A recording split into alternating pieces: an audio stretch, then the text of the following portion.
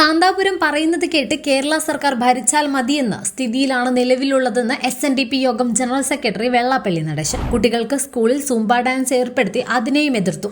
സർക്കാർ എന്ത് നിയമം കൊണ്ടുവന്നാലും മലപ്പുറത്ത് പോയി ചോദിച്ചിട്ടില്ലെങ്കിൽ നടപ്പാക്കുകയില്ല. വിദേശത്ത് നടപ്പാക്കിയതാണ് സർക്കാർ കൊണ്ടുവന്നത്, അപ്പോഴേക്കും അത് മുസ്ലിം വിരുദ്ധമാണെന്ന് പറയുകയാണ്. അവർ ഇരിക്കാൻ പറഞ്ഞാൽ കിടന്നു കൊടുക്കുന്ന സർക്കാരാണ്, അദ്ദേഹം പറഞ്ഞു. കോട്ടയത്തെ SNDP നേതൃയോഗത്തിൽ സംസാരിക്കുകയായിരുന്നു.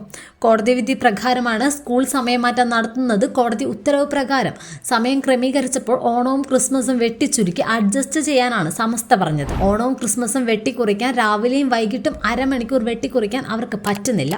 ഈ രാജ്യം എങ്ങോട്ടാണ് പോകുന്നതെന്ന് വെള്ളാപ്പള്ളി നടേശൻ ചോദിച്ചു. VS അച്യുതാനന്ദൻ നേരത്തെ പറഞ്ഞതുപോലെ കേരളം ഒരു മുസ്ലിം ഭൂരിപക്ഷ നാടാവുമെന്നും കേരളത്തിൽ മറ്റിടങ്ങളിൽ നിയമസഭാ മണ്ഡലം കുറഞ്ഞപ്പോൾ മലപ്പുറത്ത് 4 സീറ്റ് കൂടി മുസ്ലിം സമുദായം ജനസംഖ്യ വർദ്ധിപ്പിക്കാൻ തുടങ്ങിയെന്നും നമ്മൾ ജനസംഖ്യ നിയന്ത്രിച്ചാൽ ഇല്ലാതാവും. കേരളത്തിൽ മുസ്ലിം ലീഗ് കൂടുതൽ സീറ്റിൽ മത്സരിക്കുമെന്നും അടുത്ത തെരഞ്ഞെടുപ്പിൽ വീണ്ടും സീറ്റ് കൂടുതൽ ചോദിക്കുമെന്നും മലബാറിന് പുറത്ത് തിരുവനന്തപുരം, കൊച്ചിയിലും അവർ സീറ്റ് ചോദിക്കുമെന്ന വിവാദ പരാമർശം കൂടി വെള്ളാപ്പള്ളി നടേശൻ നടത്തിയിട്ടുണ്ട്.